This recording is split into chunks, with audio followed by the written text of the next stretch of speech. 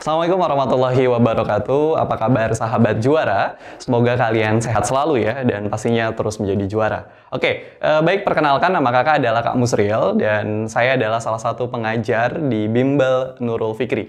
Kalau ngomongin SNMPTN, kira-kira teman-teman tahu nggak sih SNMPTN itu apa? Ada yang tahu? Ada yang tahu? Ada yang tahu?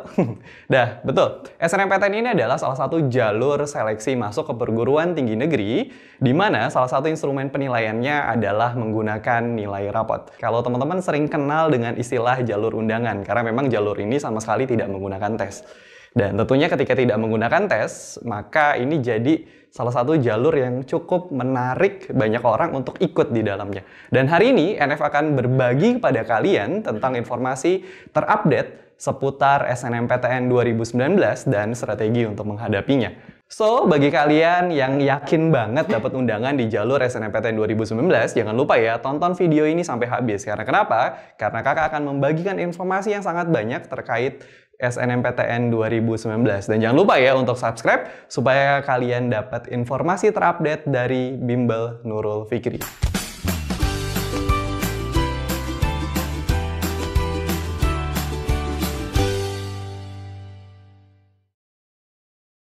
Oke, yang perlu kalian tahu bahwa penilaian SNMPTN itu berbeda dengan SBMPTN. Dan penilaian SNMPTN ini berdasarkan hasil penelusuran prestasi, dalam hal ini adalah hasil belajar kalian selama di sekolah. Apa aja yang dilihat? Yang dilihat adalah salah satunya berupa nilai rapot, kemudian portofolio akademik, atau prestasi yang lainnya. Dan terkait dengan biaya di jalur SNMPTN, maka biayanya adalah gratis. Dan gratis ini artinya semua ditanggung oleh pemerintah. Oke, baik. Sebelum kita membahas bagaimana cara memilih jurusan yang tepat agar kalian punya peluang yang sangat besar di SNMPTN, maka kita akan membahas dulu tentang informasi terupdate seputar SNMPTN 2019. Karena ternyata SNMPTN 2019 itu sudah berbeda dengan SNMPTN 2018. Dan ada 5 hal yang perlu kalian ketahui. Yang pertama adalah alokasi daya tampung di SNMPTN 2019. Dan yang kemudian yang kedua adalah persyaratan sekolah dan peserta yang boleh ikut di jalur SNMPTN 2019. Kemudian yang ketiga adalah jumlah pilihan prodi di SNMPTN. Yang keempat adalah tahap pendaftaran. Dan yang kelima adalah tanggal-tanggal penting yang harus kalian ingat. Baik, kalau begitu nanti kita langsung akan bahas satu persatu dari 5 hal yang tadi kakak jelaskan. Oke, yang pertama adalah alokasi daya tampung di SNMPTN 2019. Ternyata dari hasil evaluasi panitia SNMPTN tentang mahasiswa yang diterima melalui jalur SNMPTN menunjukkan kalau mereka itu kurang bisa mengikuti perkuliahan dengan baik.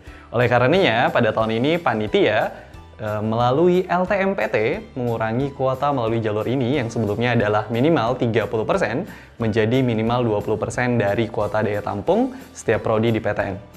Kemudian yang kedua, persyaratan. Karena jalur SNMPTN ini menggunakan nilai rapot, itu artinya yang dilihat tidak hanya individu, tetapi juga kinerja dan kualitas sekolah yang mengeluarkan nilai tersebut. Oleh karenanya, untuk persyaratan dibagi menjadi 2, yakni persyaratan untuk sekolah dan yang kedua adalah persyaratan untuk peserta. Dan kita akan bahas satu persatu apa sih persyaratan untuk sekolah dan persyaratan bagi peserta. Oke, persyaratan sekolah. Persyaratan untuk sekolah, sekolah yang boleh ikut adalah SMA, Madrasah Aliyah, SMK, baik negeri ataupun swasta yang memiliki NPSN, nomor pokok sekolah nasional. Dan yang kedua untuk persyaratan sekolah adalah ketentuan akreditasi. Sekolah dengan akreditasi A itu adalah 40% terbaik di sekolahnya yang berhak ikut. Sementara sekolah dengan akreditasi B hanya 25% siswa terbaik di sekolahnya yang berhak ikut. Dan akreditasi C dan lainnya 5% siswa terbaik di sekolahnya yang berhak ikut. Dan kemudian pastinya sekolah harus mengisi pangkalan data sekolah dan siswa atau yang disebut dengan PDSS. Itu persyaratan dari sekolah. Selanjutnya adalah persyaratan untuk peserta. Persyaratan peserta, siswa SMA, Madrasah Aliyah atau SMK yang berada di kelas 12 atau di kelas terakhir di sekolahnya yang memiliki prestasi unggul. Kemudian yang kedua adalah memiliki prestasi akademik dan memenuhi persyaratan yang ditentukan oleh masing-masing PTN. Dan yang ketiga untuk peserta pastinya mereka harus punya NISN atau NIK dan terdaftar di PDSS, Pangkalan Data Sekolah dan Siswa. Dan yang keempat, untuk persyaratan peserta adalah mereka harus memiliki nilai rapot semester 1 sampai 5 yang telah diisikan di PDSS, Pangkalan Data Sekolah dan Siswa. Oke, itu untuk persyaratan ya dari peserta dan dari sekolah. Nah, yang ketiga, untuk jumlah pilihan prodi ini sudah berubah dari yang sebelumnya di 2018 itu hanya 3. Sementara, untuk di tahun 2019, setiap siswa diperbolehkan memilih 2 program studi dari 1 PTN atau 2 PTN. Dan boleh memilih di PTN manapun. Kalau tahun sebelumnya kan ditentukan oleh wilayah ya, atau 1 provinsi saja. Jadi udah nggak ada lagi tuh syarat harus memilih 1 PTN yang 1 provinsi dengan sekolahnya. Itu seperti tahun sebelumnya. Dan disarankan oleh panitia ternyata tidak boleh lintas jurusan. Artinya, bagi kalian yang bersekolah di SMA atau madrasah aliyah yang mengambil jurusan IPA, maka baiknya adalah mengambil jurusan PTN-nya juga jurusan yang IPA juga. Begitu juga untuk yang siswa SMK mungkin akan bertanya, saya memilih jurusan apa? Maka disarankan untuk SMK memilih jurusan di PTN sesuai dengan jurusan SMK di sekolahnya, atau sesuai dengan jurusan keahlian di SMK-nya. Jadi seperti itu. Oke, itu yang ketiga. Yang keempat, tahap pendaftaran SNMPTN, di mana nanti tahap pendaftaran dibagi 6 tahapan yang harus kalian ketahui untuk mendaftar di SNMPTN. Apa aja sih 6 tahapan itu? Yang pertama, pengisian dan verifikasi pangkalan data sekolah dan siswa. Kemudian yang kedua, akan dilakukan pemeringkatan oleh LTMPT, yakni yang disebut dengan Lembaga Tes Masuk Perguruan Tinggi Negeri, melalui sistem sehingga terpilihlah siapa aja sih yang kemudian boleh ikut di jalur SNMPTN. Yang ketiga, pendaftaran SNMPTN bagi yang memenuhi syarat dan masuk dalam pemeringkatan. Dan yang keempat adalah bagi peserta yang memilih program studi bidang keolahragaan dan seni, maka wajib mengunggah portofolio. Dan kemudian yang kelima, memilih PTN dan program studi dengan ketentuan, yakni yang pertama adalah pendaftar hanya boleh memilih 2 PTN. Ingat ya, cuma 2 PTN. Dan kemudian pendaftar, untuk kalian yang mendaftar di SNMPTN, untuk pendaftarnya hanya boleh memilih 2 program studi dalam 1 PTN atau 2 PTN. Dan tahapan yang keenam adalah pengumuman bersama kelulusan hasil SNMPTN di PTN-nya. Dan kemudian yang kelima adalah informasi tanggal-tanggal penting. Dan ini harus kalian ingat ya, jangan sampai nanti kemudian kelewatan dan akhirnya wah nggak ikut di jalur SNMPTN. Oke, tanggal-tanggal pentingnya adalah SNMPTN 2019 nantinya akan di-launching di tanggal 4 Januari 2019. Dan kemudian untuk tanggal pengisian dan verifikasi PDSS akan dilakukan sejak tanggal 4 sampai 25 Januari 2019.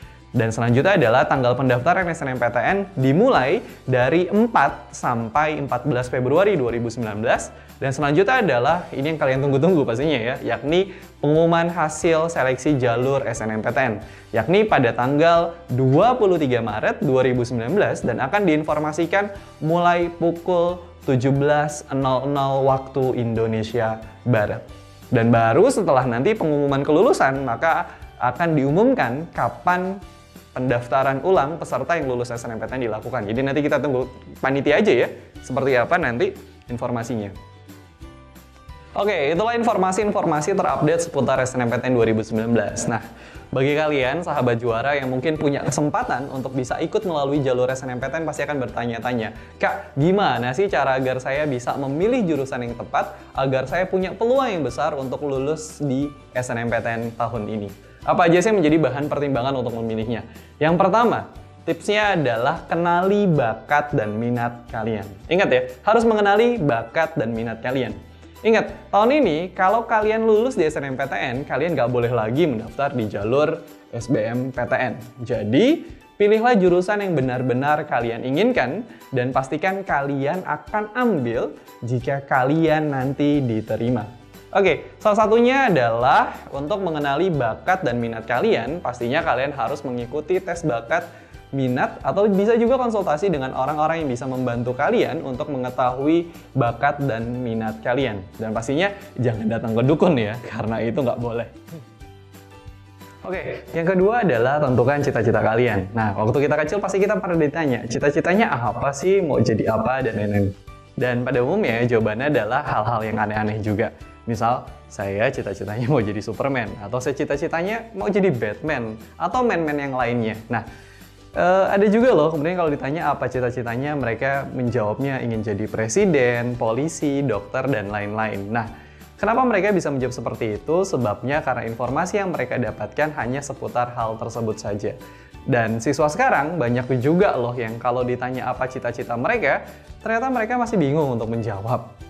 Kenapa bisa bingung? Karena ternyata mereka cuma punya sedikit informasi tentang satu profesi atau malas untuk mencari informasinya. Atau bahkan mungkin mereka nggak punya informasi sama sekali, sehingga mereka sulit untuk memutuskan ingin menjadi apa nanti di masa depan. Nah, dalam memilih jurusan, kalian harus bisa menentukan cita-cita kalian sejak sekarang. Misalnya, saya mau jadi apa? Saya ingin kerja di mana? Profesi seperti apa sih nanti yang ingin saya perankan di masa depan? Dan tugas kalian adalah mencari informasi yang sebanyak-banyaknya tentang profesi yang kalian suka. Jika kalian sudah menentukan mau jadi apa, nantinya kalian bisa cari tahu apa jurusan yang ingin kalian pilih, dan nantinya prospek kedepannya seperti apa, kemudian kerja di mana, dan lain-lain. Apakah sudah sesuai dengan cita-cita kalian atau tidak? Sehingga nantinya ketika sudah di bangku kuliah, kalian akan enjoy dalam menjalaninya. Oke, yang ketiga, mengetahui aturannya. Nah, yang terpenting di antara strategi yang harus kita buat adalah mengetahui aturan mainnya. Ada beberapa hal yang mungkin nanti jadi bahan pertimbangan pihak universitas dalam memilih calon mahasiswanya. Yakni, yang pertama adalah nilai rapot dan peringkat paralel. Ingat ya, gak semua nilai mata pelajaran yang ada di rapot itu kemudian dimasukkan ke dalam PDSS. Yang dimasukkan hanya nilai 6 mata pelajaran saja. Di mana untuk IPS ada Bahasa Indonesia, Bahasa Inggris, Matematika, Geografi, Ekonomi, dan Sosiologi. Sedangkan untuk IPA ada Bahasa Indonesia, Bahasa Inggris, Matematika, Fisika, Kimia, dan Biologi. Sehingga secara peringkat, untuk mengetahui apakah nilai kita lebih tinggi dibandingkan dengan nilai teman kita yang lain, hanya menggunakan nilai mata pelajaran yang 6 tersebut. Selain itu, di antara 6 nilai mata pelajaran, kira-kira mana sih yang paling unggul? Yang kemudian nanti ini jadi bahan pertimbangan. Misal, nilai biologi kalian lebih bagus dibandingkan dengan yang lainnya. Maka baiknya kalian mengambil jurusan yang mendukung kemampuan biologi. Dan justru jangan memilih jurusan yang nilai mata pelajarannya kecil. Perlu diingat ya, bahwa persaingan SNMPTN itu adalah persaingan teman satu sekolah. Jika teman kalian mengambil jurusan dan PTN yang sama dengan kalian dan nilainya lebih tinggi dari kalian, itu artinya dia adalah saingan kalian. Maka nantinya di satu sekolah perlu ada pemetaan, sehingga kalian tidak saling bersaing atau menjatuhkan antara siswa satu sekolah ketika memilih jurusan dan PTN yang sama. Artinya, seluruh siswa disebar di jurusan atau PTN yang berbeda. Nah, peran ini sebenarnya harus dilakukan oleh pihak sekolah, sehingga kalian tidak saling mengalahkan satu sama lain.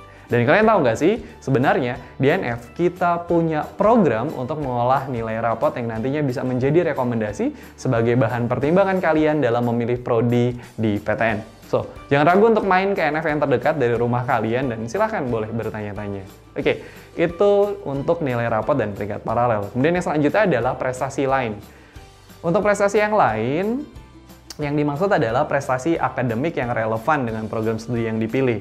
Misal, kalau kalian punya prestasi di bidang matematika, baiknya mengambil jurusan yang sesuai dengan prestasi kalian. Misalnya, teknik, aktuaria, dan lain-lain.